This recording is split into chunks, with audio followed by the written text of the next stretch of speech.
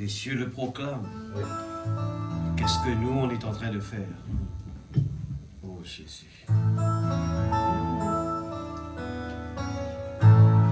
Les cieux proclament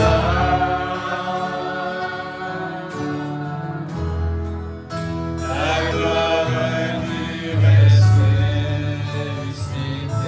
Rien n'est égal à la beauté du Seigneur Jésus. Rien n'est égal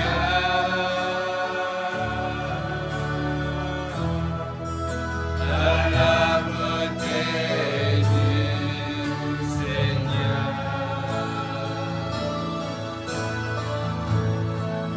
À jamais tu seras.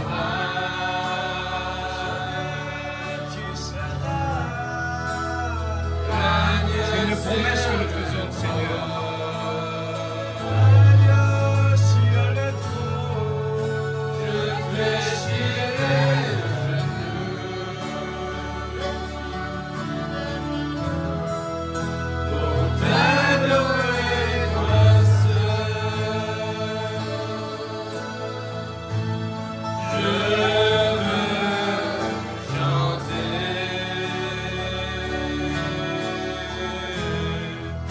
la gloire du ressuscité.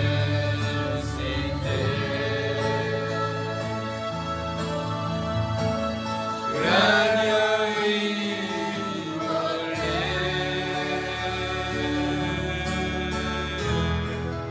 qui nous a rachetés pour Dieu. À jamais tu seras. L'agneau sur le trône.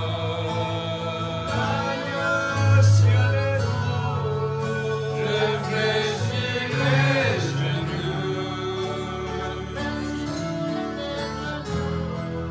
pour t'adorer, toi seul. Les cieux proclament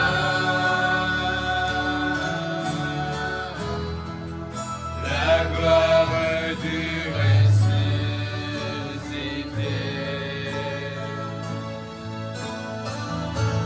Rien n'est égal à la beauté du Seigneur. C'est la promesse que nous lui faisons ce soir. À jamais tu seras.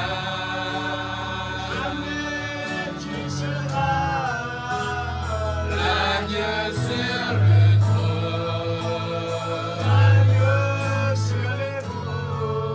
Je fléchis les genoux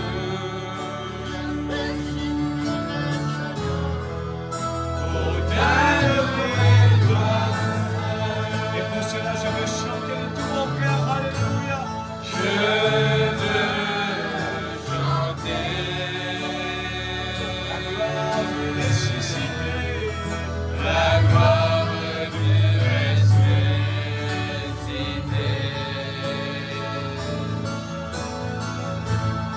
L'agneau immolé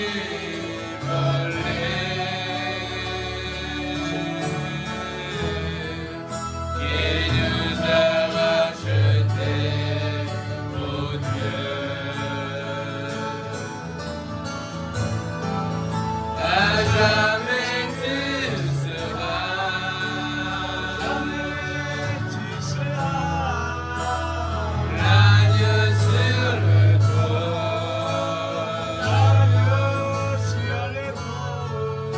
Je fléchis les genoux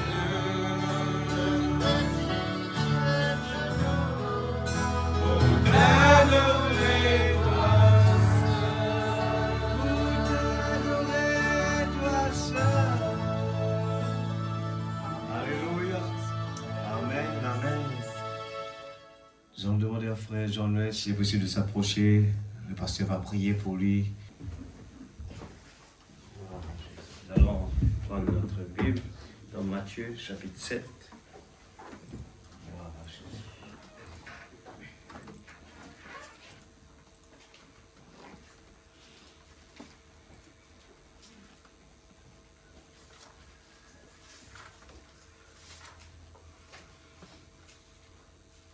Verset 24.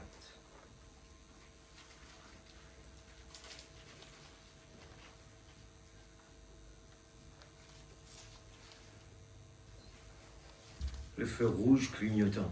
Amen. Amen. Nous entendons que cela tous les jours. Et je crois que c'est important de bien analyser. Alléluia.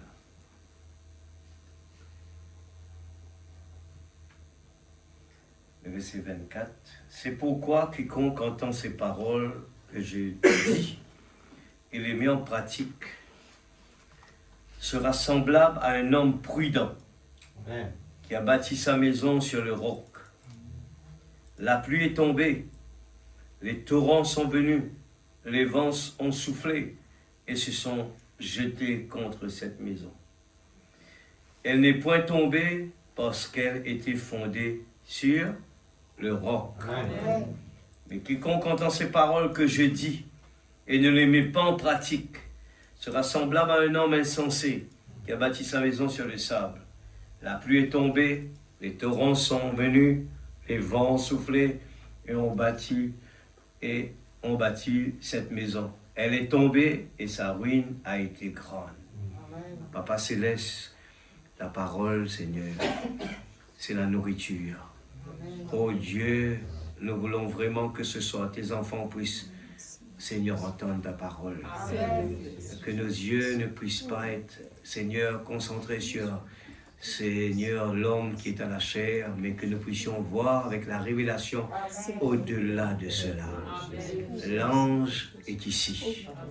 Ce n'est pas moi, ce n'est pas un homme, mais Seigneur, nous sommes que des instruments. Nous sommes que l'argile. Seigneur, tu nous as même dit, le bois sec. Seigneur, nous ne pouvons pas mettre notre confiance dans un homme. Mais Seigneur, nous mettons notre confiance en toi. Seigneur Dieu, ce que tu as mis dans cet homme, oh Dieu, nous croyons de tout notre cœur. Seigneur Dieu, oh, ce soir il est là. Alléluia. Merci Papa, nous comptons sur toi. Je veux tout simplement être un instrument entre tes mains. Et tu sais qu'est-ce que cette église a besoin. Nous ne voulons pas juste nous égayer les oreilles. Nous voulons rentrer par cette porte étroite. Et tu connais bien ce que nous avons besoin ce soir. Aide-nous, Seigneur, à être attentifs. Le temps court. Il n'y a plus de temps. Et nous ne voulons pas nous contenter des titres de la parole qui s'envole. Nous voulons vraiment aller dans la profondeur. Analyser chaque parole que nous entendons. Ce n'est pas des coïncidences que ce que nous vivons aujourd'hui, Seigneur. Père, que le moi diminue et que toi puisses prendre la première place. Dans le nom du Seigneur Jésus-Christ, notre Sauveur bien-aimé. Amen. Donc avec nous assises dans la présence de Dieu, soyez attentifs. Alléluia. Ce soir, nous allons prendre cette petite brochure que le prophète a prêchée en 1960, le 29 février 1960. La tempête approche. Amen. Et il y a toujours quelque chose qui nous fait comprendre que avant de venir, on se pose des questions. Seigneur, dis-moi qu'est-ce que ce peuple a besoin. Dis-moi, Seigneur, qu'est-ce que l'Église a besoin. Et depuis que j'étais à la Réunion, ce titre reste dans ma tête. J'écoute. La tempête approche. Amen. Et juste, ça veut dire dimanche, le pasteur était en train de prêcher. Il y avait un mot que j'ai souligné. J'ai médité dessus. En même temps que le pasteur, j'ai tapé pour chercher un petit peu prudent. Le mot prudent. Amen. C'était ça qu'on a parlé beaucoup. Prudent. Mais Je suis parti plutôt sur la tempête approche, sans savoir que le mot prudent était dans Matthieu 7. Comme un homme, il est semblable à un homme prudent Amen. qui a bâti sa maison sur le roc. J'ai dit, mais la prochaine fois, je vais parler sur prudent. Mais ça m'a vraiment touché, le mot prudent. Et quand j'ai tapé le mot prudent, il y avait tellement de choses que le prophète a parlé sur le mot prudent. On peut dire, les mots qui s'attachent avec le mot prudent, on peut dire aujourd'hui responsable. Amen.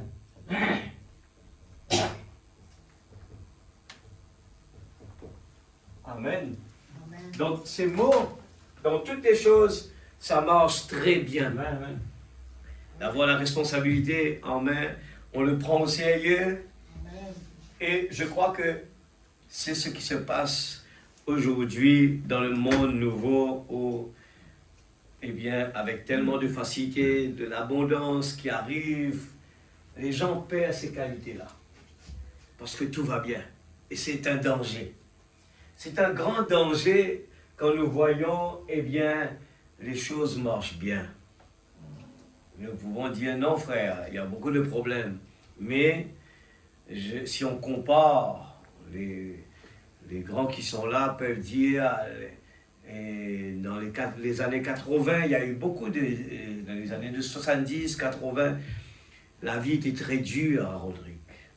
Même, je dis avant, mais jusqu'à l'année 70, 80, c'était très dur. Il fallait se débrouiller avec ce qu'on a, on ne peut pas compter sur d'autres moyens, il fallait faire beaucoup d'efforts. J'ai entendu beaucoup comment les gens sont partis à l'école à pied, traverser les montagnes. Il y avait des sécheresses, il y avait des problèmes, il y avait beaucoup de soucis avec peu de moyens. Amen. Amen. Mais les gens, regardez les qualités des gens qui ont vécu là-bas, ils ont grandi beaucoup. Pourquoi? Il y avait beaucoup de difficultés. Amen. Beaucoup de difficultés. Et ces difficultés ont construit des gens Amen. responsables et prudents. Amen. Même au niveau des dépenses, on n'a pas à les éduquer. Ils savent comment utiliser quelque chose. Et dès qu'ils ont eu quelque chose dans la main, qu'ils ont travaillé dur pour l'avoir, ils vont prendre soin de cela. Parce qu'ils ont transpiré pour l'avoir. Aujourd'hui, il y a beaucoup de cadeaux. Nous vivons dans un monde où il y a beaucoup de cadeaux. Les gens, les jeunes ont des cadeaux. On dit, certainement, moi j'ai raflé un petit peu la faim. Mais quand même, disons qu'on n'avait pas vraiment comme cadeau une bicyclette. Je dis c'est pour moi personnellement, on n'avait pas ces moyens-là. On devait toujours aller demander, passe-moi ta bicyclette, passe-moi cela. Je parle de bicyclette. Aujourd'hui, les gens ont une voiture, une mobilette, c'est la vie facile, on peut dire. Mais je regarde le problème derrière ça, c'est que ça ne mobilise pas la personne à faire des efforts. Parce que la vie devient maussade. La vie devient... Et il n'y a pas de motivation. Parce qu'on l'a eu trop facile. Amen. Alors l'homme, si on étudie l'homme vraiment, il est motivé par un objectif. On retourne encore dessus. Il faut qu'il y ait un objectif. Amen. Et s'il y a une sœur qui veut cuisiner, faire des gâteaux, elle veut faire des gâteaux, elle veut faire des gâteaux, elle veut faire des gâteaux, et d'ici j'aurais souhaité avoir cette petite machine-là. Un jour, quand j'aurai cette petite machine, je vais pouvoir investir, aller faire. Mais un jour. Mais qu'est-ce qui se passe aujourd'hui quand quelqu'un, il vient, il n'a même pas d'objectif, on lui dit, je te donne cette machine, va faire cela. C'est pas pareil. La personne va le mettre dans un coin, parce que il n'y a pas d'objectif derrière cela.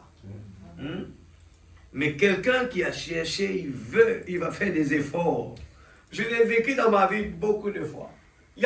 Je dis, il n'y a pas de barrière pour ça. Vous le croyez ce soir? Quand quelqu'un veut avoir quelque chose, il n'y a pas de dire non, impossible. Je dis sincèrement, quand quelqu'un veut faire quelque chose, eh bien, il n'y a pas de barrière. Que ce soit dans les études, que ce soit dans le travail, que ce soit dans le mariage, que ce soit dans n'importe quoi, il n'y a pas de barrière. C'est pour ça que le prophète prêche quand l'amour s'élance. Vous le croyez? Amen. Et ce que l'homme doit être bien prudent. Parce que les problèmes vont venir, et si on n'est pas prudent, on aura des soucis sur la route. Il faut être prudent. Alors, comment faire? Si on a le confort, il faut être prudent. Amen. Des fois, on dit, non, on a beaucoup de confort. Je dis sincèrement, il y a beaucoup de développement, beaucoup de choses qu'on a eues au fur et à mesure. Et à l'époque, il fallait pour partir à Maurice, c'était tellement rare. Il faut prendre le bateau. Et pour prendre le bateau, il fallait prendre une petite pirogue. Il fallait aller dans la mer, dehors là-bas, dans les grandes mers, dangereux. J'étais encore petit, j'avais peur. Et là, le bateau, les parents nous envoient comme ça, je regarde la mer en bas. Là, c'était bleu foncé. J'avais peur. Mais l'envie de partir à Maurice, j'ai grimpé. Il fallait grimper, le bateau qui bougeait. Il y avait l'espace entre le bateau. Ah, c'était compliqué. On a traversé comme ça. Et pour traverser, pour aller là-bas, il fallait prendre son matelas. Il faut rejeter sur le bateau. Il faut faire beaucoup d'efforts, l'église. Et tout ça, quand nous on arrive dans les eaux de Port-Louis, les gens courent en haut là. On a vu la lumière. C'était un moment extraordinaire. Ça a de la valeur. Aujourd'hui, ça n'a plus de valeur. Pourquoi? Parce que vous payez un billet, vous allez à Maurice. Il y en a qui partent tous les week-ends maintenant, par l'avion. C'est quoi? Ça n'a plus de valeur. Amen. Ça n'a plus de valeur. C'est trop facile.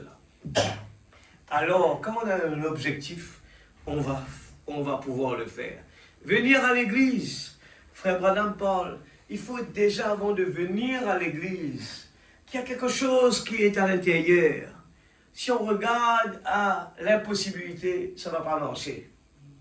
Frère Branham parle du mot l'expectative. Il a prêché dessus. Il faut franchir. C'est vrai, il y a des empêchements. Et c'est Dieu qui le permet, il y aura des empêchements. De temps en temps, il nous donne un petit moment de réjouissance. On se dit, on a passé un très bon moment. Mais n'oubliez pas, il y a des moments où Dieu veut nous parler. Soyez prudents, faites attention. Amen. Hein? Regardez dans les prédications, il y a plusieurs parties. Il y a aussi des moments où le prophète parle de le feu rouge clignotant. Restez en ligne. Amen. Ça crie très fort, restez en ligne. Mais des fois, on aime bien écouter des prédications, qui nous fait, dire Amen, Alléluia. On aime bien cela. Mais la fondation, ça prend du temps.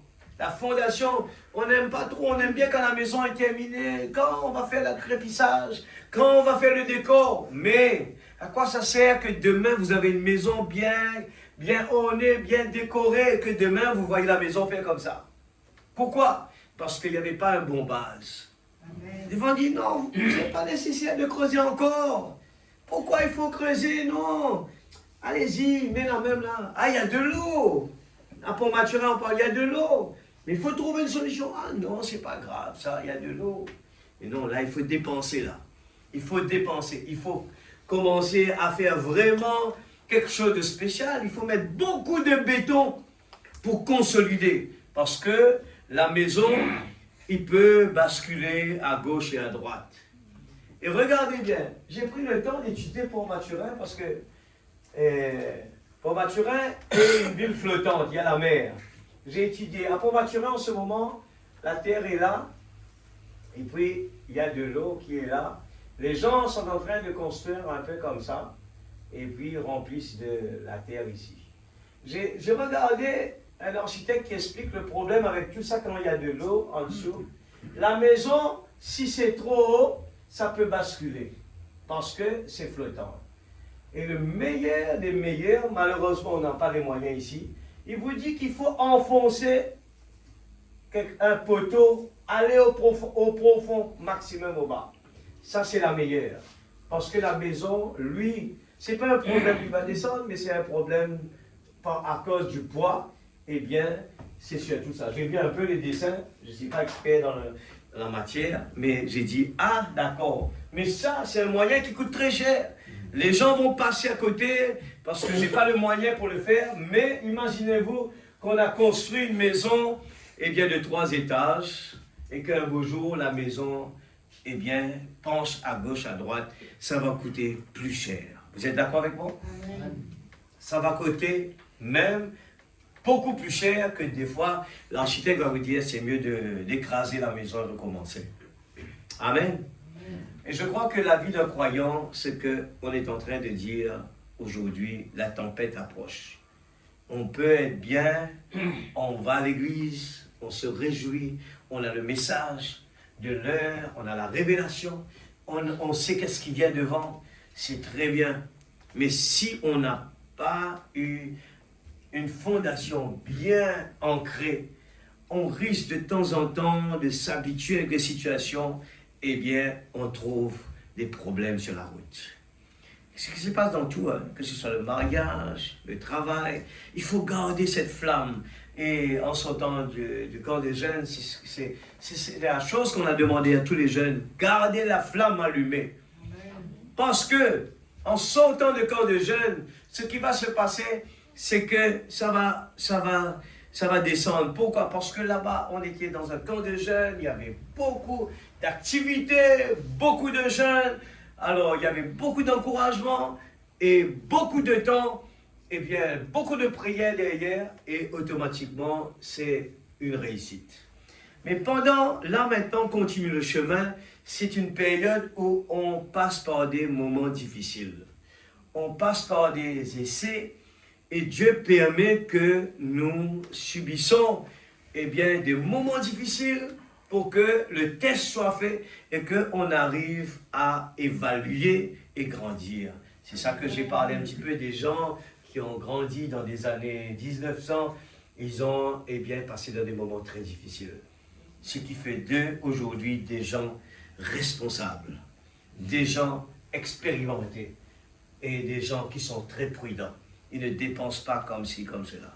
Aujourd'hui, on voit les gens qui dépensent, sans même penser demain, qu'est-ce qui va se passer? Non, c'est pas grave. Et là, on vous dit, et là, la chose qui est demandée tous les jours, que ce soit dans n'importe quel moyen, dans le problème économique, il nous dit que Rodrigue importe beaucoup de choses. Les gens ont changé de manière de vivre. Dans le passé, les gens vivaient de la pêche, de l'élevage, de l'agriculture. Et Rodrigue pouvait se tenir sur ses pieds sans problème. Alors, qu'est-ce qui se passe aujourd'hui?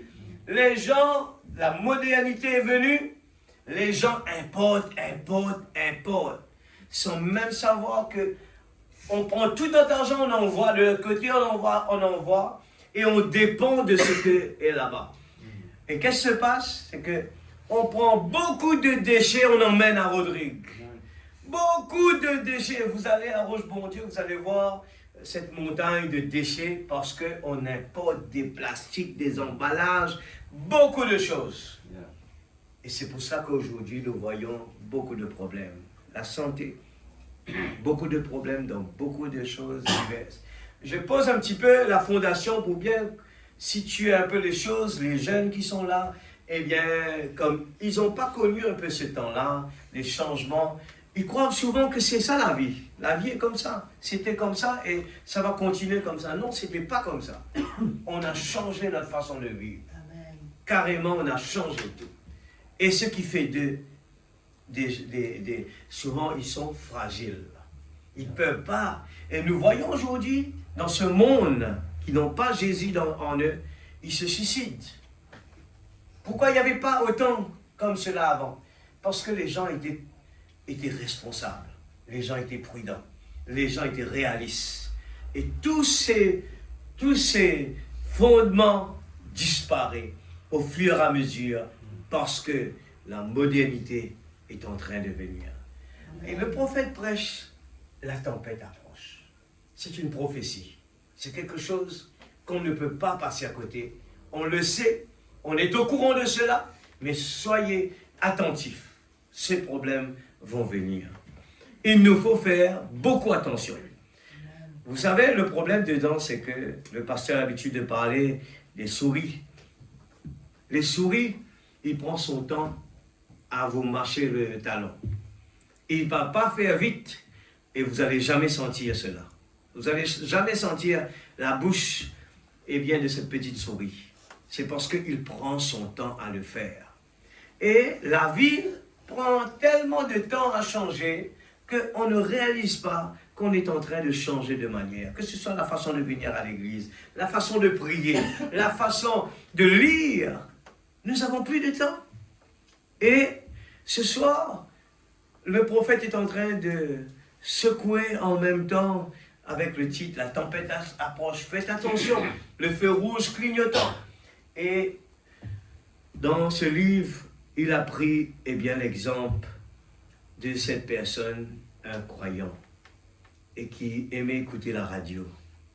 Et ce jour-là, la radio, la météo parle il y aura une tempête qui approche. Et il a couru. Il a couru pour aller dire à son ami, faites attention, son ami qui fait des élevages de poulets. Faites attention, prends des précautions, viens chez moi s'il le faut. Mais il y a une tempête qui approche, qui est dangereuse.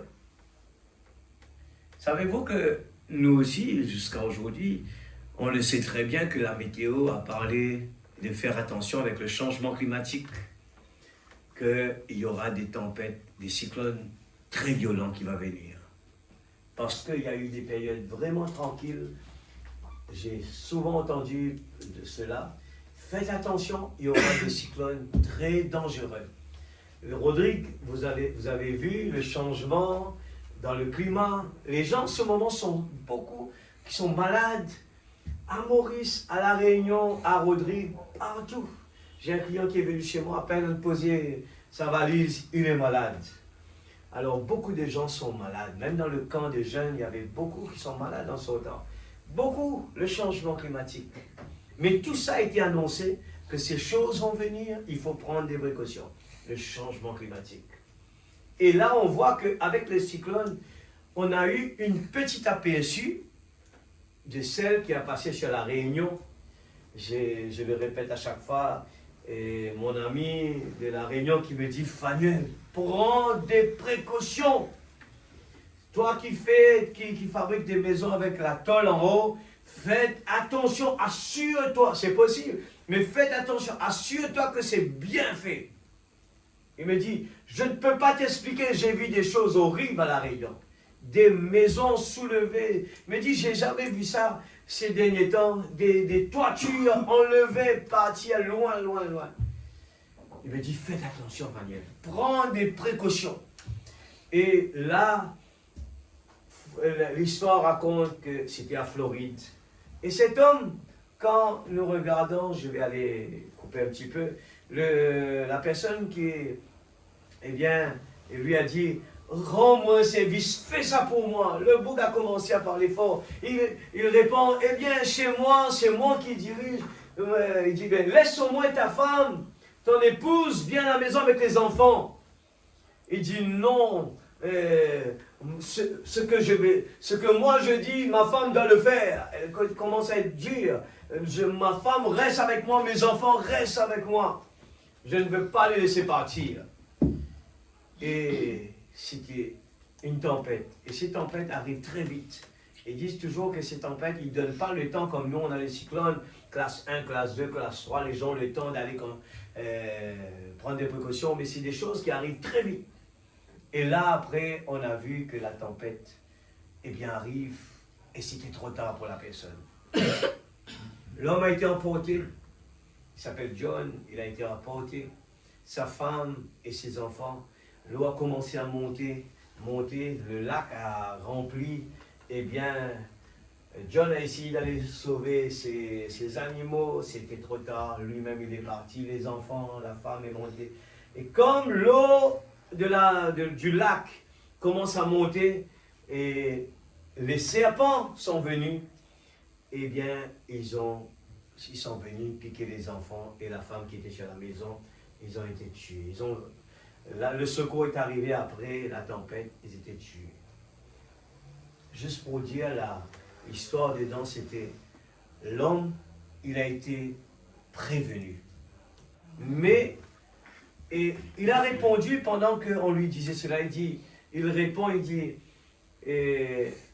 répondu, il a dit tout simplement, eh bien tu te rappelles l'année dernière, tu m'as dit la même chose, mais rien ne s'est passé.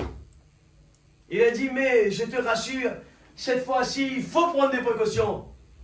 Et c'est pour nous donner un exemple aujourd'hui, eh bien comment le message est en train de prêcher, Dieu est grand. Avant qu'on ait eu le message, il parlait, Jésus revient bientôt. Je me rappelle, j'étais encore enfant, il y avait quelqu'un qui disait, ah ça on avait, devant moi, hein, la personne qui disait, ah moi depuis mon enfance j'entends, Jésus revient bientôt, mais jamais j'ai vu ça. J'étais encore enfant. Je connais la personne très bien, ça il est resté dans ma tête. Mais regardez aujourd'hui, Dieu envoie un prophète. Et ce prophète, il nous donne, la tempête approche, le feu rouge clignotant, autant et autant. Mais combien ce soir a compris que, Seigneur, je veux lire ces messages, je vais écouter le message, je veux lire ma Bible, je veux vraiment, eh bien, prendre des précautions. Combien ce soir est vraiment intéressé à être prudent et responsable. Et penser ce qui peut se passer plus tard. C'est ce que le prophète est en train. Il parle aussi, il prend encore un deuxième exemple, eh bien, de cet homme, je coupe dans le même brochure, il prend l'exemple de cet jeune homme qui cherche du travail et un beau jour, il est arrivé chez quelqu'un où la personne lui dit, ben, entre-temps, il cuisine, des choses comme ça, je crois. Il dit, ben, tu sais, j'ai une vieille dame là qui cuisine chez moi, tu peux lui donner un coup de main. Si ça peut aider, ben, je vais te prendre pour travailler chez moi. Ben, viens. Alors, la personne, eh bien, il est venu et il a commencé à travailler. C'était une vieille dame, une chrétienne. Alors, et donne-moi le 120. J'aime bien le lire parce que c'est intéressant. Le paragraphe 120 dans La tempête approche. Puis il dit, eh bien, juste quelques instants. Eh bien, moi j'ai commencé 120 et ce qui s'est passé, c'est que cette vieille dame et cet homme qui raconte son histoire au prophète, eh bien, il dit, eh bien, il y avait une tempête qui approche. Eh bien, ils habitaient dans la même petite maison juste à côté. Et dans le paragraphe 120, il dit juste quelques instants après, le vent se mit à souffler et les arbres commençaient à se balancer. Et il dit qu'il prêta l'oreille. Une toile se trouvait entre lui et la vieille dame dormait. Et il dit, elle frappait sur cette toile en disant, fiston, hé fiston. Il répondit oui. Elle dit, voudrais-tu venir à mes côtés? J'ai une lanterne allumée. Et il dit, j'allais vers elle parce que j'avais terriblement peur, cette jeune homme. Il a dit, elle avait une lanterne posée sur une vieille caisse à savon. Et elle dit, j'aimerais te poser une question. Il a dit, oui madame. Elle dit, es-tu prêt à rencontrer le Seigneur? Il dit, alors j'ai eu très peur. J'ai dit, non madame. Il dit, alors, et j'ai oublié de le dire, ce jeune homme avait toute sa famille convertie. Et lui, il passait son temps, il disait, à quoi ça sert? À quoi ça sert? Tous ses parents, ses frères et sœurs étaient convertis. Et lui ne voyait pas ça important. Il savait cela. Mais aujourd'hui, quand cette dame posait la question, le moment arrive où il a eu peur. C'est ça la chose là, que je veux souligner. C'est que quand tout va bien, on ne réalise pas l'importance. Mais il a eu peur. Et il a dit, non madame. Eh bien, dit-elle, chérie, j'aimerais que tu me dises quelque chose. tu feras mieux de te préparer maintenant. Imaginez, mettez-vous à la place de cet homme. Parce qu'il se peut que tu le rencontres sans être prêt. Dans les quelques prochaines minutes, elle dit, veux-tu t'agenouiller avec moi ici? Alors comprends bien, qu'est-ce qu'elle veut dire? La tempête approche, si tout est démoli, on peut être tué.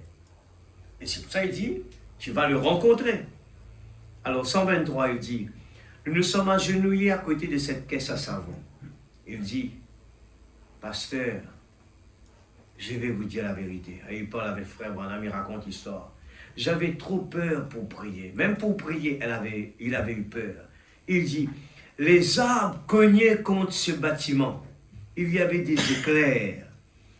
Il y avait des éclairs et les tonnerres faisaient rage. J'avais trop peur pour prier. Il dit, je me mis à dire, Seigneur, aie pitié. Et une foudre fit bang. Je dis, où suis-je? Seigneur, aie pitié. Et une foudre fit bang. Il dit, mais j'ai appris une leçon. Il dit, cette sainte vieille dame était restée aussi calme et insouciante que possible. Regarde la différence. Regarde la différence aujourd'hui. Une personne qui est convaincue. Une personne qui est convaincue. Elle était calme et insouciante. Elle ne se casse pas la tête, excusez-moi.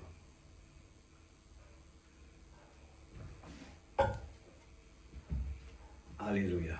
Ma gorge un petit peu. Alléluia. Merci Seigneur. J'avais peur. Il dit finalement, je la sais. Non, il dit, elle lui parlait comme si elle le connaissait depuis qu'elle était bébé. Comme s'il était son père ou sa mère. Il dit, elle n'était pas le moins du monde inquiétée. L'Église, elle n'était pas le moins du monde inquiétée. Si nous nous voyons inquiétés, il y a quelque chose dans notre vie qui ne va pas bien. Parce que quand le maître est dans la barque, il nous donne le pouvoir de commander. Amen. Jésus était dans la barque. Les disciples avaient peur. Amen. Pourquoi les disciples avaient peur?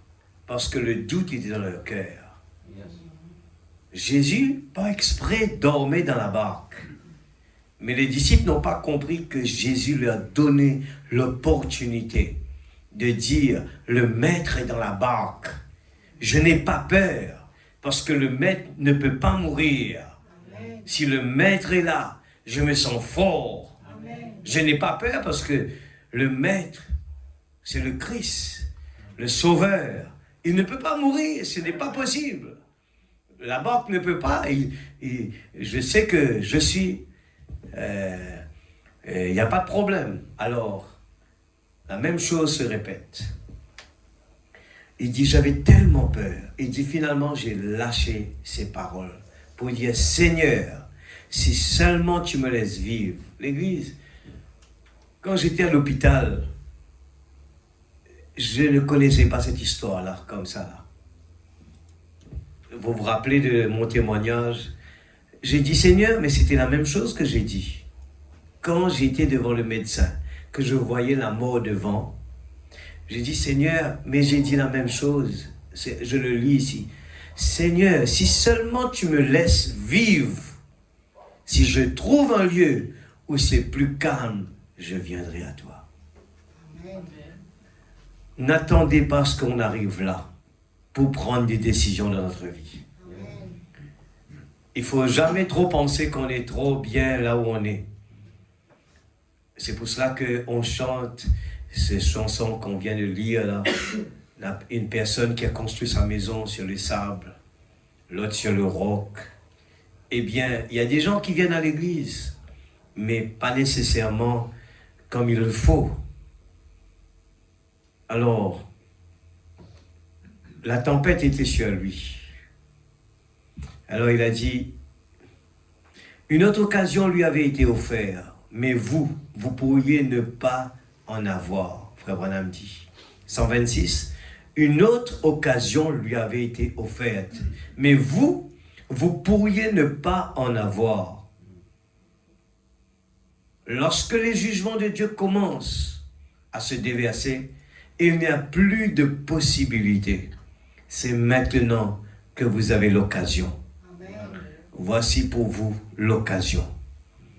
La tempête était sur lui. Il dit, pasteur, est-il possible qu'un homme comme moi se cache dans cette sécurité de sorte que lorsque la mort commencera à venir sur moi, je puisse entrer pour lui parler, comme le faisait cette vieille sainte? Je dis, mon fils, le Seigneur Jésus-Christ qui avait fait d'elle ce qu'elle était, peut faire de toi cela maintenant. Amen. Je me tenais à côté de ma voiture. C'était un garçon bien habillé, cultivé et instruit. Il tomba sur ses genoux dans cette cour boueuse. Et là, il trouva cet asile, ce refuge en temps de tempête, ce rocher dans une terre altérée. Amen. La personne qui parle avec le prophète, en écoutant l'histoire, eh bien, il dit, il prend la décision, maintenant même, il ne regarde pas ses vêtements, il s'est engenouillé dans la boue. Amen. Et beaucoup de gens viennent vers ce message, donnent leur cœur, essayent de pratiquer pour avoir, eh bien, la réponse à leurs problèmes. Mais des fois, ça ne marche pas. Pourquoi? Parce que la chose n'était pas sincère dans le cœur. Le but n'était pas bon. Amen. Et nous voyons que cette personne ne peut pas continuer. Il se décourage au cours du chemin. L'objectif, il faut être sincère. C'est comme la guérison divine. Quand la Bible a dit, par ses meurtrissures nous sommes guéris. Si nous analysons nos problèmes, nous allons revoir le problème revenir. Mais il faut croire, rester avec la parole. Quand la parole a dit, nous sommes guéris, qu'importe nous voyons des choses dans notre corps qui continuent, eh bien, il faut continuer à tenir debout. Amen. Amen. Alléluia.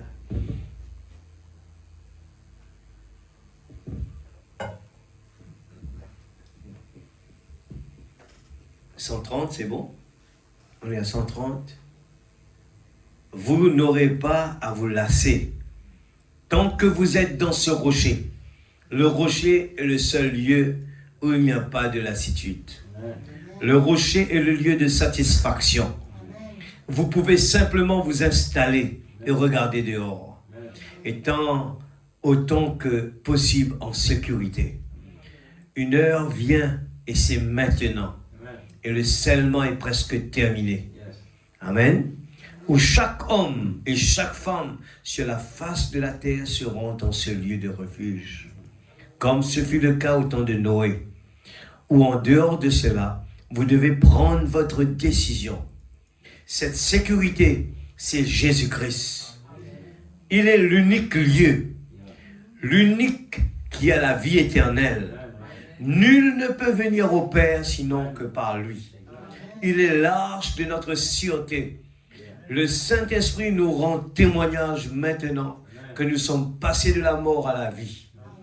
Et lorsque nous regardons la tombe, nous savons que chacun de nous chemine vers là. Vous êtes d'accord avec ça? Lorsque nous regardons la tombe, nous savons que chacun de nous chemine vers là. Beaucoup de gens pensent que ce n'est pas fait pour moi. Non, ce corps doit retourner dans cette terre. Et ce qui est à l'intérieur, eh bien, aura un autre corps, notre théophanie nous attend. Mais ça va être très dur pour cette personne qui est perdue là. Alors, ce soir, je fais un appel très fort. Je n'ai pas de voix, j'ai un petit peu de problème à la gorge, mais ce mot est resté dans ma tête. La tempête approche. La tempête approche. Consolider la maison d'abord. Amen. Si je dois prendre des exemples, il y en a beaucoup. J'aime parler de Lot et de sa femme. J'ai dit, je vois tout ça devant moi dérouler. c'est que la Bible est en train de nous prévenir. Et Frère Branham est venu pour dire une autre ligne, c'est restez en ligne, restez en ligne.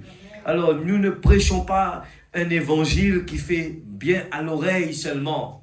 Nous prenons cet évangile aussi, ramène les gens qui vont dans des fossés, des gens qui, qui sont pas sérieux, qui sont pas prudents, qui sont pas responsables, qui se dit tout simplement, je crois dans ce message. Eh bien, c'est tout. Non, il faut aller plus loin que cela. Eh bien, nous voyons, j'ai dit ce soir quand nous lisons 132, il ne faut pas avoir peur, hein, et pensant que les gens qui ont le Saint-Esprit en eux, et Paul le dit, la mort m'est un gain. Amen. Nous n'avons pas peur de la mort. 133 dit, nous voyons les journaux et la tempête qui approche. Lorsque vous rentrerez chez vous ce soir, faites-moi une faveur.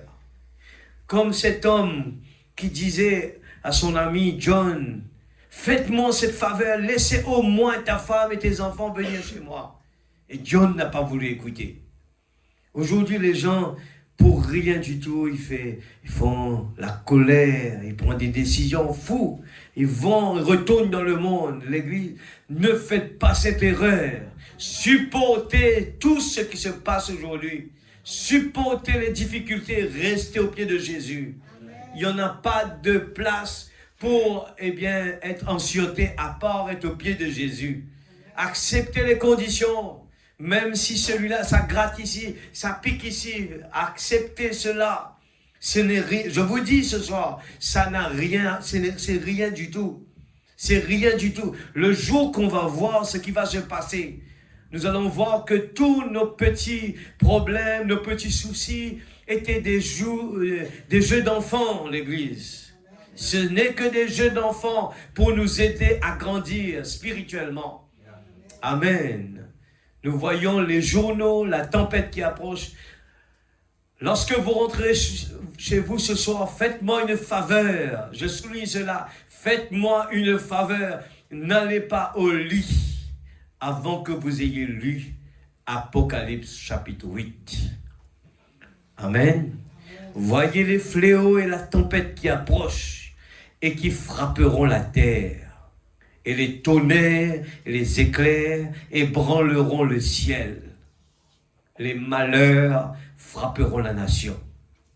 Les hommes pourriront dans leur chair. Les maladies les frapperont, dont les médecins ne savent rien. C'est un prophète qui parle. Vous croyez cela? C'est Dieu qui parle. Amen. Quand Dieu est en train de nous dire, nous avons la chance de l'entendre aujourd'hui. Quand vous voyez cela, relevez votre tête parce que votre délivrance approche. Ne vous inquiétez pas trop de votre avenir terrestre. Je vous dis sincèrement, ne vous inquiétez pas de votre avenir terrestre. Même de l'avenir de vos enfants. Lisez la Bible. Il dit, cherche d'abord le royaume de Dieu. Toutes choses vous seront données par-dessus. C'est Dieu qui prend soin. La Bible dit, si regardez les oiseaux, ils ne se soucient de rien. Ils ne moissonnent pas, mais leur Créateur pourvoit de leur nourriture. Et nous les humains, souvent, on croit que nos enfants ne peuvent pas vivre sans nous. C'est pas vrai ça. Donnez-leur simplement la bonne nouvelle. Donnez-leur la nourriture spirituelle. Ils vont continuer sans problème. Donnez-leur le bon témoignage. Donnez-leur une maison convenable où il y a la prière, où il y a les chants, les louanges. Donnez-leur l'atmosphère qu'il faut. Vous allez voir la différence. Ces enfants vont aller avec beaucoup de bénédictions. Ce n'est pas nos bras qui vont faire de nous ce que nous voulons, mais c'est la promesse de Dieu. Amen. Dieu, je dis tous les jours, et Dieu, il est merveilleux. Amen. La terre et la mer, la splendeur des cieux, oui, tout dit qu'il est merveilleux. Amen. Il est merveilleux. Amen. Il nous dit ce soir, je vous dis, voilà la vérité. Ces choses vont venir. Nous le voyons sous nos yeux, l'Église. Les gens sont malades. La maladie est en train de prendre de l'ampleur sur la terre. Il y a beaucoup de problèmes. Ça ne veut pas dire que nous, eh bien, même Job, dans sa chair, eh bien, il a passé par des moments difficiles. Et c'est là qu'on regarde notre corps aujourd'hui, qui se fragilise au fur et à mesure. Beaucoup de complications. Je vois des gens qui se plaignent de leurs genoux. Il faut aller remplir les genoux. On n'avait pas ça avant. Il n'y avait pas d'hôpital pour remplir les genoux. Maintenant, il faut aller mettre entre les genoux maintenant. Les gens ne peuvent plus marcher. Des problèmes et des problèmes. Beaucoup de maladies, beaucoup de complications. Et regarde ce que le prophète dit. Les médecins ne savent rien. Et les gens ont toujours confiance. Et imaginez que il faut bien comprendre que la science a des limites. Mais Dieu a la réponse de tout. 134, il dit, mais rappelez-vous, avant que cela eût lieu, rappelez-vous, un scellement fut fait. Et les anges de la mort, avec leur fléau, avaient reçu de Dieu cet ordre. Ne vous approchez pas de ceux qui ont le sceau sur le front, leur front. Amen. L'Église, il faut faire tout ce qu'on a appris, sortir de l'histoire. Les 10 commandements, ce n'est pas de l'histoire, c'est la réalité. C'est le type pour nous aujourd'hui. Quand Dieu envoyait un prophète, Moïse, vers eux là-bas, et vous avez vu la chose s'est passée comme aujourd'hui. Hein? Ils ont demandé, donne-nous un sauveur, donne-nous un sauveur. Mais Dieu se cache, se révèle dans la simplicité. Et la façon que Moïse est venu, ils n'ont pas accepté Moïse. Et Moïse est venu, et il y a eu des choses qui s'est passées, et il dit, comme tu as tué l'homme là-bas, tu veux le tuer toi aussi. Les gens n'avaient pas confiance. Mais c'était Dieu qui envoyait Moïse. Jésus est venu sur la terre, les gens, ils l'ont cloué. Et aujourd'hui, nous voyons Dieu envoyer un prophète, Malachie 4. Les gens aveuglés complètement. Ils restent avec le panneau en s'amusant là-bas. Ils font tout ce que la Bible leur dit de ne pas faire. Ils veulent s'amuser comme le monde. Le type de l'église, la femme de Lot. Vous voyez la femme de Lot qui aimait eh bien, la ville, qui aimait l'habillement, qui aimait joli, qui est joli, arrangé même. Mais la même chose se passe aujourd'hui. Nous voyons l'église veut marcher avec Jésus, mais il veut s'habiller comme il veut. Il veut se comporter comme eux, ils veulent. Et pourtant la Bible est en train de le condamner. Tout ce que la Bible est en train de demander, et ils vont le changer. Ils envoient la femme à la chair et ils viennent pour dire que c'est un faux prophète. Je ne suis pas surpris parce qu'ils ont fait la même chose quand il y avait... C'était les prophètes même qui venaient condamner quand le prophète de Dieu venait dire au roi, eh bien, tu vas être attaqué et vous allez perdre la bataille. Et on a vu que les faux prophètes sont venus dire non, et ce qu'il dit n'est pas vrai. Ils veulent faire plaisir au roi. Et ils ont fermé ce prophète-là dans la prison. Lui qui disait la vérité, lui qui criait, il y a la tempête qui approche. Aujourd'hui, regardez ce message. Qui crie vers le monde, il y a une tempête qui approche. Il a même parlé de Los Angeles. Les gens, même la science a confirmé cela. Et les gens, jusqu'à aujourd'hui, prennent les choses à la légère. Et ils osent dire que c'est un faux prophète. Je le dis encore une fois, je ne suis pas surpris. Ça s'est passé avec Jésus. Ça s'est passé avec tous les prophètes.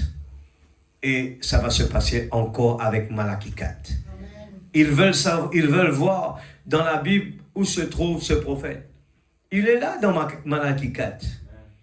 Mais par l'aveuglement, frappé par l'aveuglement, il ne le voit pas. Alors aujourd'hui, c'est la grâce, l'Église. C'est la grâce.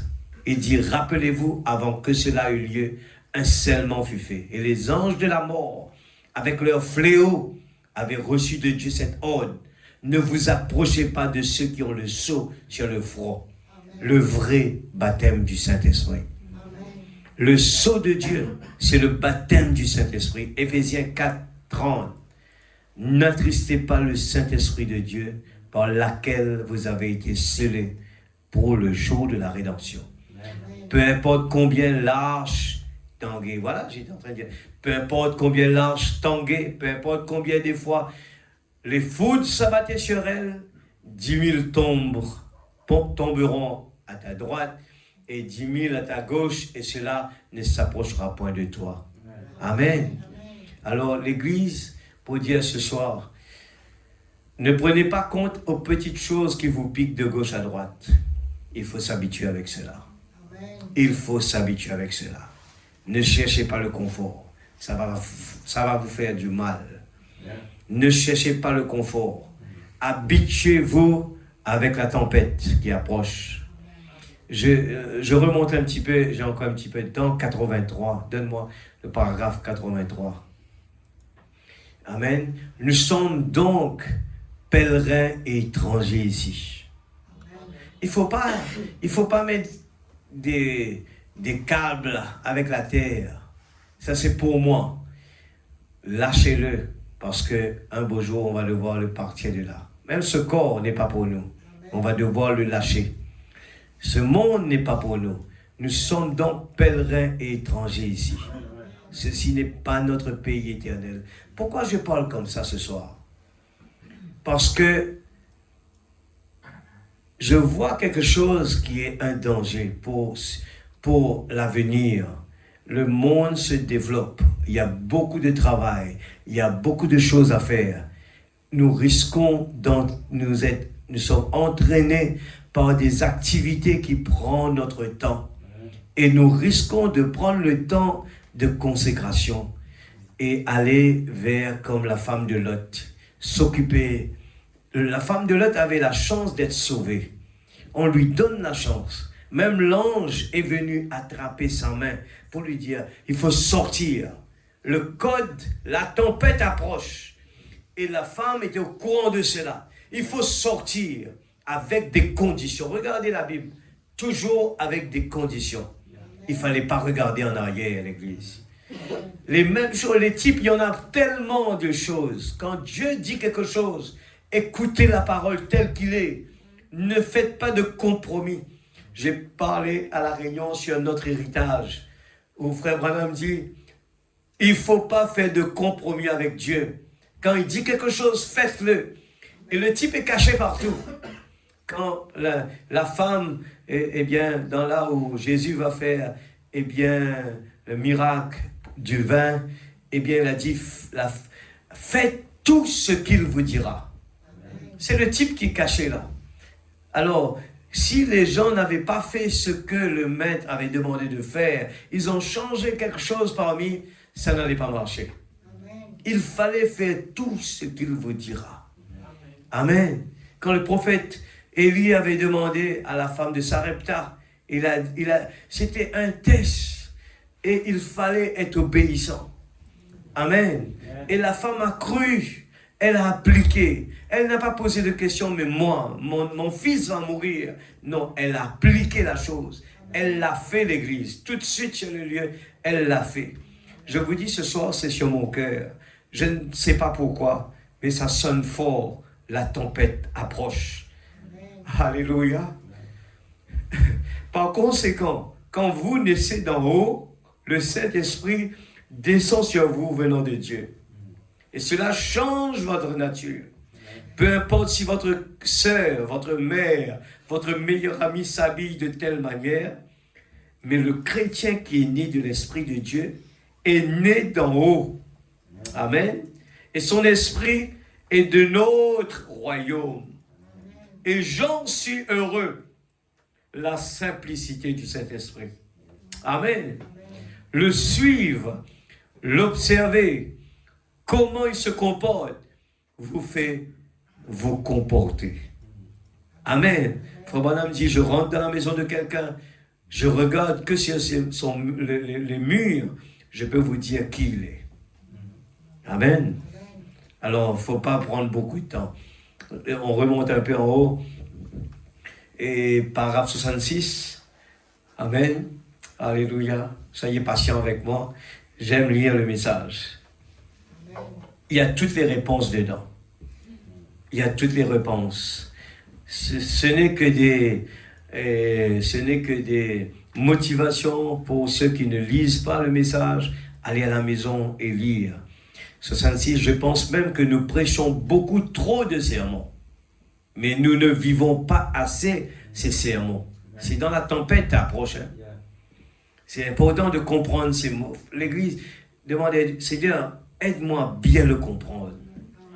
On peut lire beaucoup de sermons, mais notre vie n'a rien à voir avec cela. Et ça ne sert à rien. On va être surpris un beau jour.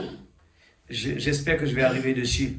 Quand le prophète parle de la façon de venir à l'église, ce n'est pas juste venir à l'église. Il a donné l'exemple même de l'enfant, l'homme riche qui allait, qui faisait tous les commandements de Dieu. Mais il était surpris. Ce sera beaucoup mieux si nous vivions nos sermons. Chacun de nous serait un ministre. Amen. C'est mieux de me vivre un sermon que de m'en prêcher un.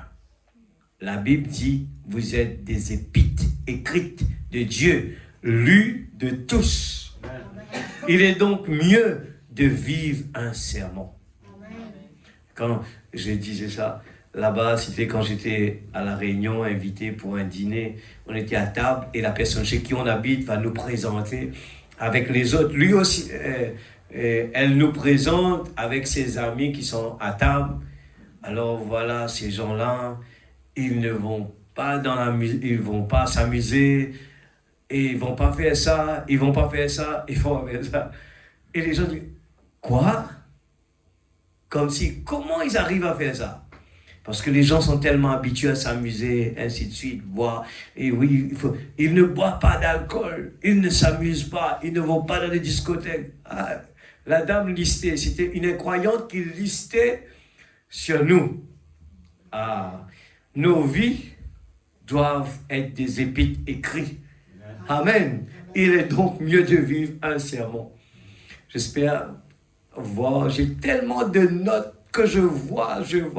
Je suis béni, mais je dis seulement, il y a un problème, nous sommes encore dans le temps. On ne peut pas tout dire. Alléluia. Mais ce soir, s'il y en a quelqu'un qui n'a pas le temps pour lire le message, allez, faites un effort. Je vous dis, vous n'allez pas être déçus. Prenez un petit peu de patience avec moi. Je cherche quelque chose. Alléluia. Êtes-vous heureux ce soir, l'église? Amen. Amen. Alléluia. Le Dieu puissant, il est là présent ce soir. Et j'étais en train de lire, là où frère Branham disait que des fois, même les grands hommes de Dieu, ils sont là comme un instrument de la main de Dieu. Ils ne savent même pas. Ils écrivent. Ils vont dire des choses. Mais inspirés de Dieu, ils ne savent même pas ce qu'ils sont en train de dire. Et nous connaissons l'exemple que nous prenons tout le temps. David prophétisait sur la vie de Jésus sur la terre, comment il va être crucifié. Mais il ne comprenait même pas. La crucifixion, peut-être à son époque, n'existait même pas. Mais il disait des choses qu'il ne comprend pas. Aujourd'hui, on est là. Et on vient là, on dit, Seigneur, utilise-nous. On ne veut pas juste faire un beau sermon qui ne va pas aider des gens.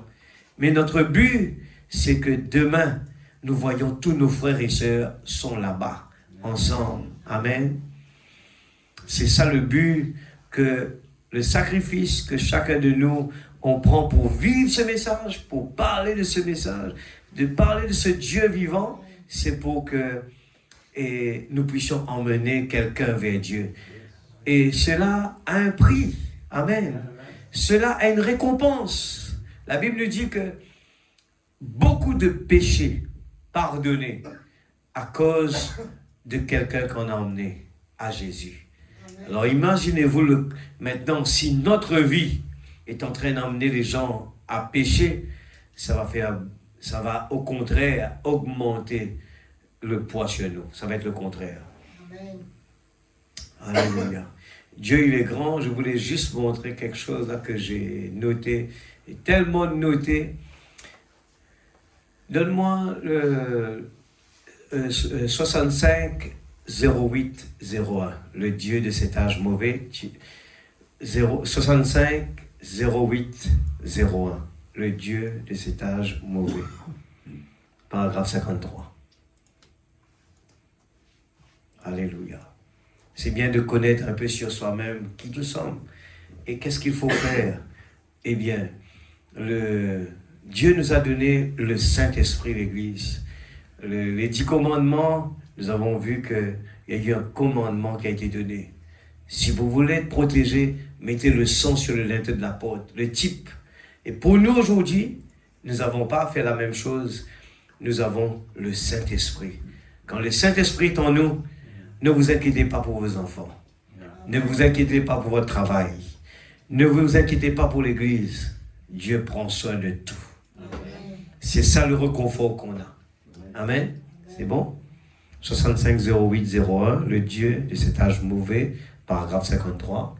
L'homme extérieur, amen, c'est un être physique qui est dirigé par 6 sens.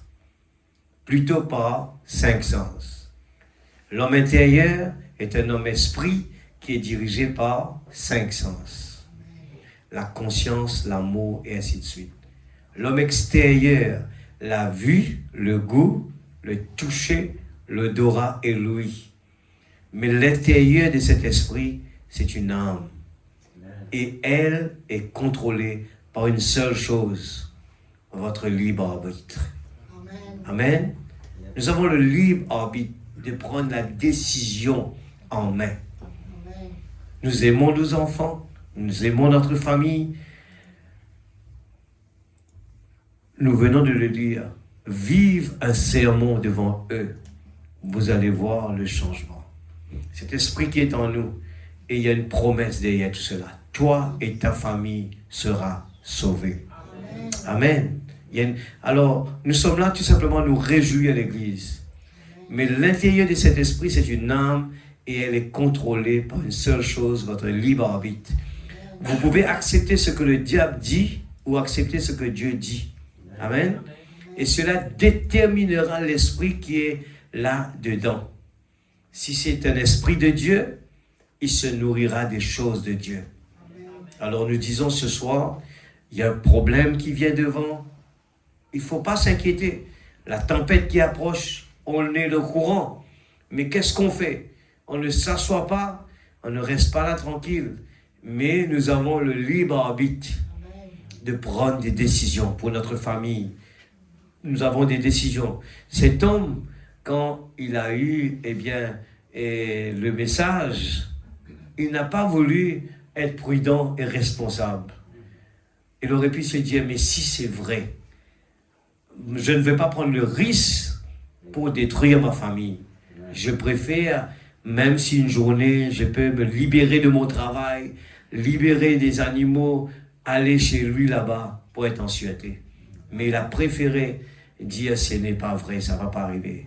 Je vous dis ce soir, l'Église, tout ce que la Bible est en train de nous dire, vous allez le voir. Amen. Eh bien, un beau jour, cette terre va être détruite et nettoyée pour que les enfants de Dieu puissent revenir y habiter. Alors, prenez le temps de nourrir.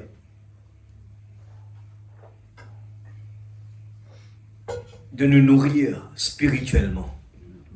Je crois que les gens qui ont cette opportunité de se renfermer dans la maison et de bénéficier de la parole de Dieu, c'est un luxe. Amen. C'est un luxe. Vous allez dire, mais lui, il ne profite de rien. Non. Il est en train de penser à son avenir.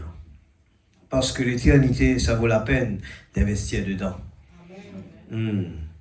Vous pouvez accepter ce que le diable dit ou accepter ce que Dieu dit, et cela déterminera l'esprit qui est là-dedans.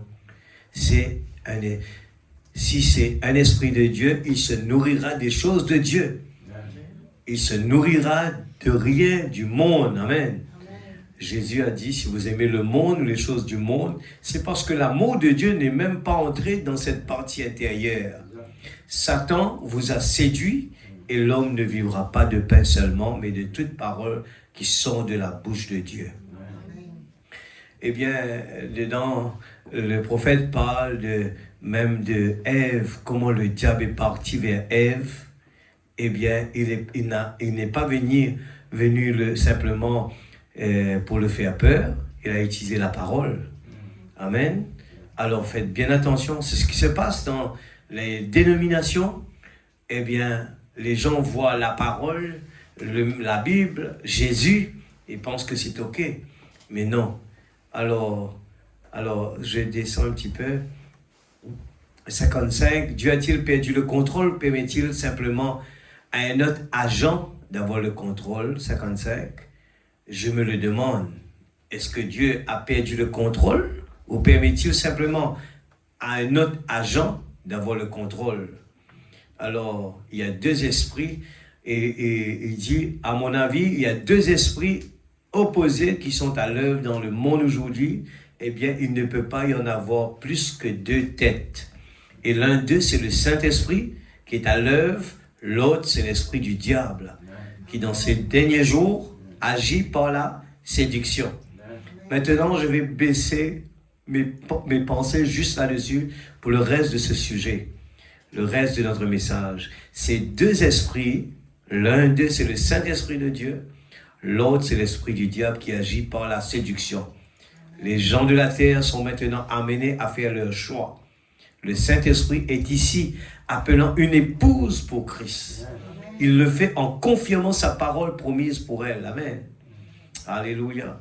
En rapport avec cet âge-ci, montrons que c'est Christ. Si le doigt est censé agir dans cet âge, le doigt agira.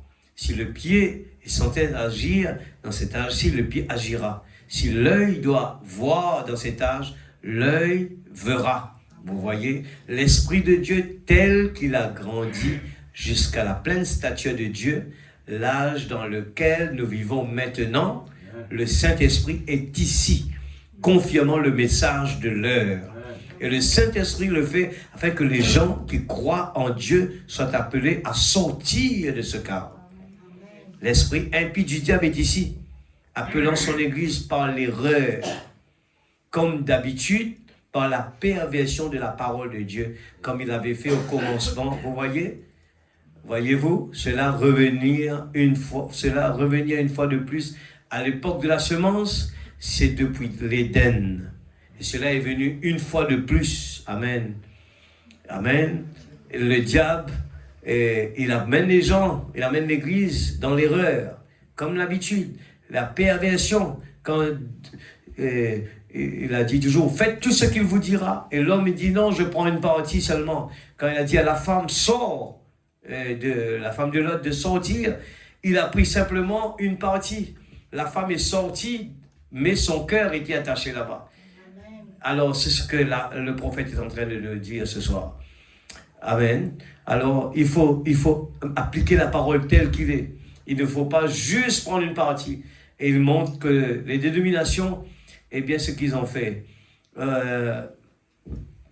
Dans paragraphe 58, voyez-vous, la tentation, cela redevient ce que c'était au commencement.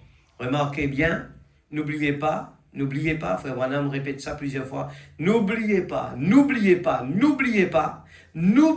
donc pas cela, comme Jean 1, Jean 4, 5 et 6, si vous voulez noter cela, l'appel, c'est l'esprit de l'erreur.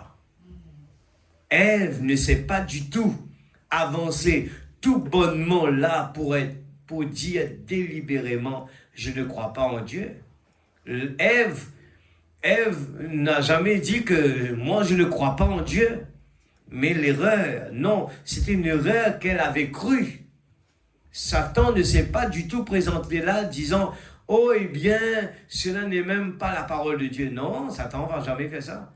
Il a reconnu que c'était la parole de Dieu, mais il y a mis sa propre interprétation, ce que Dieu leur avait clairement dit de ne pas faire. Amen.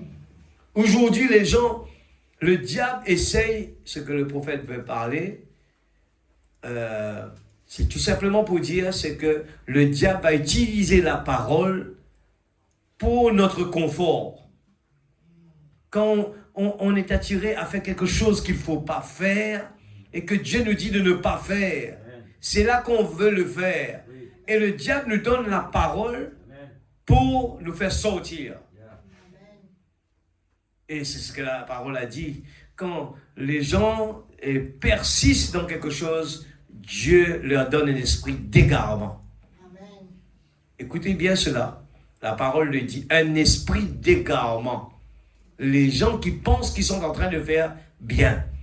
Ils pensent qu'ils vont à l'église et que tout va bien, alors que ça ne va pas bien du tout. Un esprit d'égarement. Ils sont aveuglés. Ils ne voient pas qu'ils sont en train de faire de l'erreur. Amen, oui, c'était dit là-bas, c'est possible. C'est pour ça que dans ce message, vous voyez que les gens, ils ont même dans ce message qui est seulement de 1900, dans les années de 1900, regardez aujourd'hui la quantité d'interprétations qui existent dans ce message. Dans un petit bout de temps, la Bible existe depuis 2000 ans de cela. Nous voyons combien d'églises, chacun a pris une interprétation, sont partis. Ils ont laissé Jésus là. Et Jésus est resté tout seul en train de frapper dehors. Et ce qui se passe avec le message, ne regardez pas cet homme. Regardez ce que la parole est, restez en contact avec l'Esprit de Dieu. L'Esprit de Dieu va nous conduire. Il faut chaque fois que nous venons dans la présence de Dieu, que nous puissions voir Jésus présent. Parlons avec lui. Ne posez pas de questions. Seigneur, je crois. Et la parole va nous enseigner chaque jour. C'est comme un enfant à la maison de ses parents. L'enfant n'a jamais posé de questions comment faire ça. Il croit tout ce que ses parents vont lui dire. L'enfant, le parent va lui montrer comment parler le créole. Il va parler le créole. Si vous lui mettez en Angleterre, même que ses parents est originaire de Rodrigue, s'il entend l'anglais, il va parler l'anglais. C'est son environnement. Alors, je crois tout simplement, faites confiance à Dieu. Il est le Père, il est le Papa. Quand nous lui dit, only believes all things are possible. Il ne faut pas aller grimper des montagnes, mais c'est simplement de croire. Et en son temps, il fait les choses si merveilleuses. Amen. Alléluia. Je viens ici, là, je vous dis sincèrement, je n'ai pas de message. Chaque fois que je viens là, c'est vrai, avoir beaucoup de pensées, ça existe, mais le but principal, je dis Seigneur, c'est que quelqu'une qui soit dans la salle ou qui va écouter la prédication après, va se dire, j'ai besoin de ça. J'ai besoin de ça. J'ai besoin de ça. Alors, Satan va essayer d'entraîner les gens. On est arrivé à 59. Je termine avec ça. C'est ça? 59. Satan ne s'est pas du tout présenté là, disant, eh bien, cela n'est même pas de la parole de Dieu. Il a reconnu que c'était la parole de Dieu, mais il y a mis sa propre interprétation, ce que Dieu leur avait clairement dit de ne pas faire. C'est pour ça que dans la Bible, il a dit à la fin, n'ajoutez rien et ne retranchez rien. Parce que Dieu savait que l'homme allait le faire. Et dans le message, le prophète a dit, répétez seulement ce que la bande est en train de dire. Ne dites pas ce que la bande n'a pas dit. Alors, qu'est-ce que cela entraîne? Cela induit fortement les gens à croire un mensonge et être condamnés pour cela. Eh bien, si vous voulez lire cela, c'est dans 2 Thessaloniciens 2, 11, 60. Comme j'ai un bon nombre de passages d'écriture ici, et nous ne pourrons pas les lire tous, je vous les donnerai. Voilà, 61. Voilà, je termine avec ça. Cela amène une puissance d'égarement. Comme dans la Bible a annoncé 2 Thessaloniciens, comment cet homme du péché apparaîtrait et s'assierait dans le temple de Dieu, se proclamant lui-même Dieu, et entraînerait les gens dans une puissance d'égarement pour qu'ils croient un mensonge. Et croire cela entraînera qu'ils soient condamnés. C'est la même chose qu'il fit à Ève. Il lui avait donné jamais il ne lui a dit que la parole de Dieu n'était pas vraie, mais il la séduisit fortement afin qu'elle crût un mensonge. L'esprit de séduction et du diable, les démons qui agissent maintenant dans les fils de la désobéissance. Donc quoi? Le diable peut agir quand il y a la désobéissance. Désobéissance à quoi? À quoi les enfants de ces jours-ci sont-ils désobéissants? À la vraie parole de Dieu comme Ève l'avait au commencement, c'est vrai. Eh bien, si vous voulez avoir cela, que Dieu bénisse sa parole. Nous allons mettre debout, demander à Dieu ce soir, Seigneur, si c'est possible. C'est vrai que ce n'est pas des prédications de réjouissance, mais ce sont des prédications et ce sont des alarmes. Amen. Quand vous allez, quand vous allez faire votre PMI pour votre hébergement, ça paraît vraiment des fois ennuyant. Je n'aime pas vraiment faire cela. J'ai demandé à quelqu'un de le faire. Il faut mettre la pompe de feu là, ici, il faut mettre des enseignes. Il faut lui dire qu'est-ce que ça sert à quoi? Mais la procédure à respecter. Parce que quand demain, il y a un feu et qu'il n'y a pas, ça n'a pas été respecté, l'assurance ne va pas couvrir. Amen. L'assurance ne va pas couvrir. Et on a eu beaucoup de cas comme cela.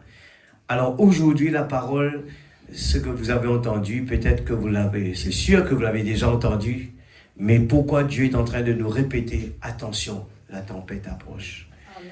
On s'habitue des fois au fur et à mesure à l'église, on s'habitue avec les mauvaises nouvelles, on s'habitue avec autant de morts, on s'habitue avec le cancer, on s'habitue avec la maladie, on s'habitue avec la guerre, les gens n'écoutent même plus la guerre, pourtant on est en pleine guerre, en pleine guerre en ce moment. La guerre tue en ce moment partout. Les gens n'écoutent plus, ne suivent plus. Mais pourtant, c'est l'accomplissement de la prophétie. Alors faites attention l'église. Un beau jour, ça va arriver. Êtes-vous prêts? Es-tu prêt? Bientôt le Seigneur va venir. Es-tu prêt? Pour prendre son épouse et pour partir. Alors, mettez-nous prêts. Soyez prêts l'église. Mon but, si je me tiens là, je dis simplement, j'aime chacun de vous qui est là. Et je veux de tout mon cœur que nous soyons une équipe pour avancer, une équipe pour plaire à notre Dieu. Amen.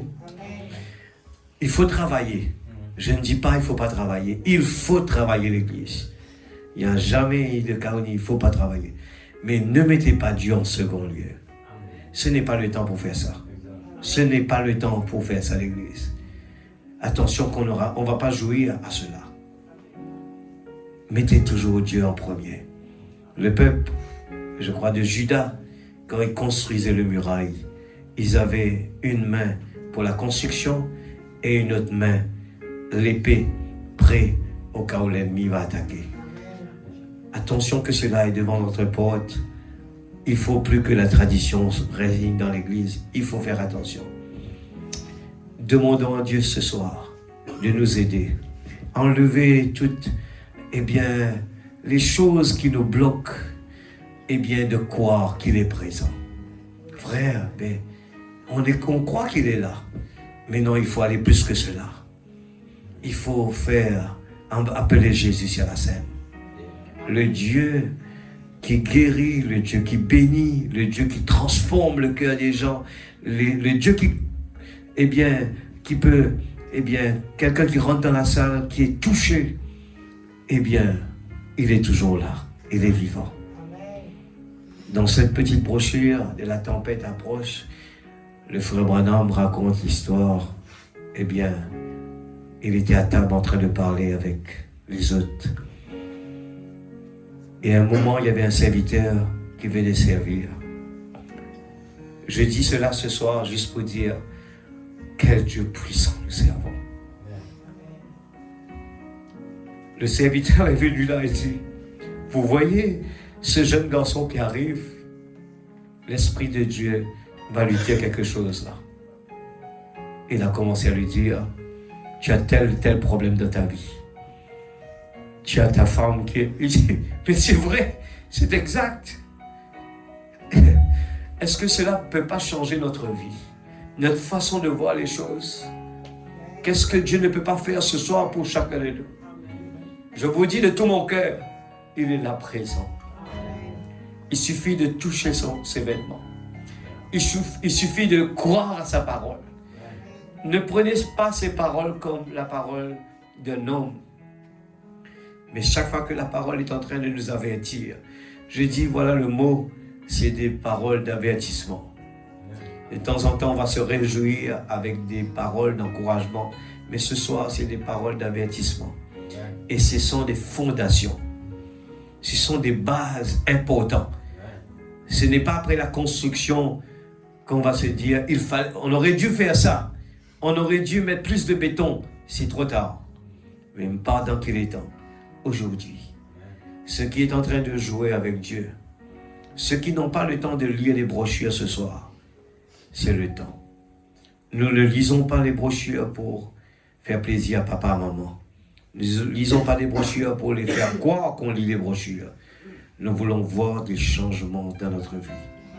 Nous voulons voir le Dieu vivant en action dans notre vie.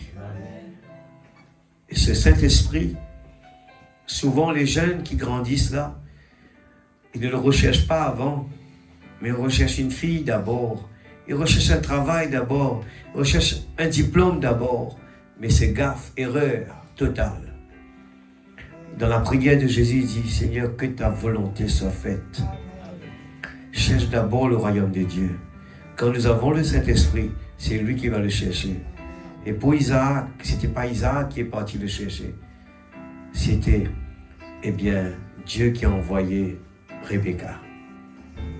Isaac n'avait rien à faire. Tout était accompli. Et ce soir, peuple de Dieu, ne vous faites pas la misère d'aller chercher le bonheur ailleurs. Il est là ce soir. Faites tout ce qu'il vous dira. La tempête approche. C'est le moment de prier. C'est le moment de dire, Seigneur, je veux vraiment quelque chose de sincère. Je veux vraiment te rencontrer. Je ne compte pas sur les autres. Je ne compte pas sur El Bethel. Le prophète le dit que l'église, je ne l'ai pas eu devant moi là, c'était quelque part, que l'église est là pour nous encadrer. Mais c'est à nous de s'approcher de lui. Amen. C'est à nous de s'approcher de lui. Jésus parle à notre cœur ce soir. Il a quelque chose à nous dire. Le Saint-Esprit, il est là. Il est si doux. Il est si calme. Il peut vraiment faire quelque chose ce soir. Alors, donnons-lui la place. Ne faites pas une récitation de prière, mais parlez-lui. Il veut vraiment nous bénir. Je le dis tous les jours. Ce Dieu est merveilleux. Prions tous ensemble, l'Église, d'un commun accord, persévérant avec zèle. Nous allons prier ensemble. Papa Céleste, la tempête approche, nous a été prêchée. Nous avons peut-être lu cela des années, oh Dieu. Mais ce soir, Père, pourquoi tu nous as répété encore cela? Tu nous as donné 2 témoignages, des gens qui ont eu une chance avant, mais qui n'ont pas pris cela au sérieux, qui attendaient, oh Dieu, quelque chose d'autre. Mais Père, oh Dieu, le bonheur est là déjà. Seigneur, quand nous avons Jésus dans notre cœur, nous ne voulons pas renvoyer la chose pour plus tard. Nous ne voulons pas renvoyer ce que la parole est en train de nous dire. Jésus est à la porte en train de frapper. Il nous demande de l'ouvrir. Seigneur, nous voulons quelque chose de sincère ce soir. Seigneur, oh Dieu, Samson, il a fait des erreurs. Il a pris le temps de dire, donne-moi encore une chance. Donne-moi encore une chance. Et ce soir, nous avons entendu, Seigneur, cet jeune homme qui dit, Seigneur, si tu me donnes la chance de survivre, je te promets. Seigneur, nous voulons entendre cela ce soir. Seigneur Père, si tu m'as donné l'opportunité de vivre ce que ce jeune homme racontait, oh Dieu, de voir la mort devant soi, c'est vraiment une occasion, une opportunité, Seigneur. Je ne peux pas l'expliquer plus que cela, mais c'est vrai, Seigneur. Des fois, nous attendons trop, mais Père, aide-nous ce soir. Je te prie, Père, ouvre les yeux de tes enfants ce soir afin que nous puissions comprendre la grâce. Nous disons la grâce, mais cette grâce est bel et bien vraie. La grâce, beaucoup de gens, Seigneur, n'ont pas compris ce message, n'ont pas pu accepter ce message. Mais s'il y en a aussi quelqu'un qui est découragé ce soir dans cette salle, s'il y en a quelqu'un qui n'arrive pas à comprendre, Père, Saint-Esprit, fais le travail ce soir. Je veux voir l'Église, Seigneur, prendre le feu prendre sa place dans nos vies. Tout feu, tout flamme. Oh Dieu, tu n'as pas besoin d'une grande salle, tu n'as pas besoin d'une grande chorale, tu n'as pas besoin de grands musiciens, tu as besoin des cœurs ce soir. Oh Dieu, si tu es venu dans ce monde dans une étable, le Dieu qui se cache se révèle dans la simplicité. Seigneur, tu nous demandes simplement nos cœurs. Brise-nous ce soir, Papa. Façonne-nous comme toi tu le veux. Cet esprit de Dieu, je te confie l'atmosphère. Je te confie ces cœurs qui sont là. Je te confie les jeunes, Père, oh Dieu Tout-Puissant. Père, s'il te plaît, fais ton travail. Oh Dieu, ceux qui n'ont pas encore la vraie nouvelle naissance, le vrai baptême du Saint-Esprit. Oh Dieu, nous ne cherchons pas des sensations, mais nous cherchons, Seigneur Dieu, être remplis de ton Esprit Saint. Que le Saint-Esprit prenne la conduite. Oh Dieu, je sais que tu vas faire des choses si merveilleuses. Des fois, Seigneur Dieu, des choses qu'on n'attend pas, Père, nous le voyons accomplir dans nos vies. Oh Dieu, Père, tu es tellement bon. Tu es si bon pour moi. Oh Dieu, nous voulons le dire de tout notre cœur. Tu es si bon pour moi. Dieu est si bon. Il a changé ma vie. Dieu est si bon pour moi. Cet Esprit de Dieu, je te prie dans le nom du Seigneur Jésus. Oh Dieu Tout-Puissant, je crois, Seigneur. Tu n'as pas besoin de beaucoup, Seigneur. Tu as besoin que ce soit des cœurs sincères. Nous te donnons la priorité de nos cœurs. Oh Dieu Tout-Puissant, prends le contrôle dans cette salle. Descends ton Esprit Saint, comme le jour de la Pentecôte, tu as arrosé tes enfants, et je crois ce soir de tout mon cœur. Si on a quelqu'un, si on a encore un homme riche dans cette salle, Seigneur, oh Dieu, interviens. S'il y a encore un homme riche qui a vraiment, il fait tout ce que tu demandes, mais Seigneur, qui n'est pas rempli du Saint-Esprit, il y a un problème. Oh Dieu, je te prie, Père. Oh Dieu, s'il te plaît, la vraie nouvelle naissance, le vrai baptême du Saint-Esprit, avant que ce sera trop tard. Oh Dieu, nous entendons les bruits de guerre, nous entendons la réalisation de tout ce que les prophètes ont dit. Seigneur, nous entendons les paroles des serviteurs de Dieu qui résonnent dans nos cœurs. Oh Dieu, comme les disciples sur le chemin de Maïs, il y avait quelque chose qui brûlait dans nos cœurs.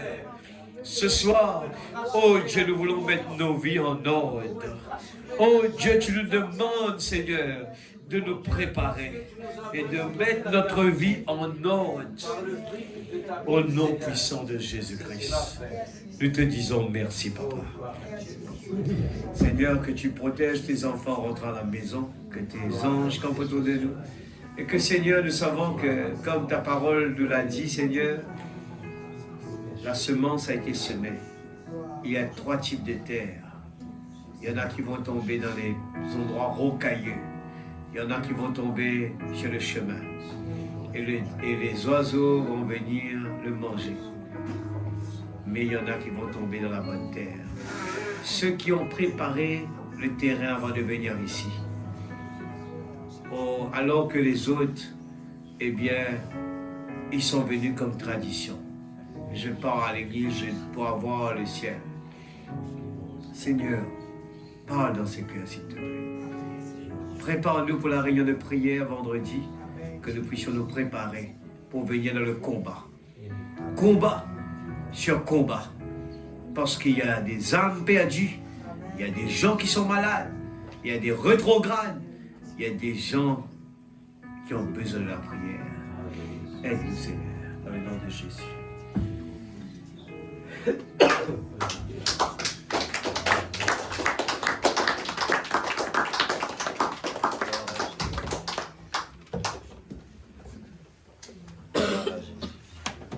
Chantons un chant avant de partir. Merci Seigneur.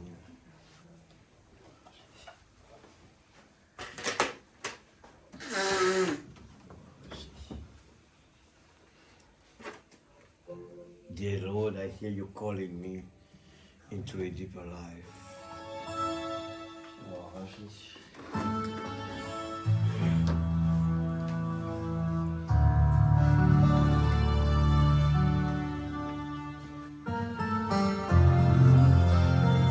Dear Lord, I hear you calling me into a deeper life. Away from all my doubts and fear, away from all my strife, and through the noises around me, I can hear your still small voice calling me to walk a little closer. Calling me to walk a little closer. Teach me how I must spend my time as the days roll on.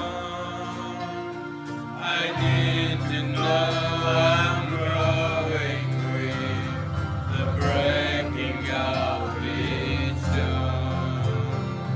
Give me more of your spirit, but I can live more conscious, Lord, so I can walk a little closer, so I can walk a little closer.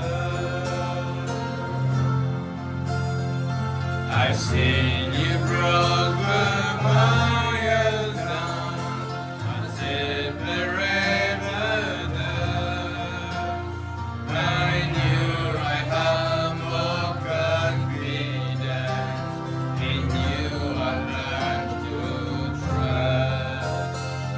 I'm growing in my understanding of your holy love. Now I will walk a little closer. Now I will walk a little closer. Que Dieu vous bénisse. Teach me how I must spend my time as the days roll on. I need to know I'm growing with the breaking of each dawn. Give me more of your spirit, that I can live more conscious, Lord, so I can walk a little closer. So I can walk a little closer. Dear Lord, I hear you calling me into a deeper life,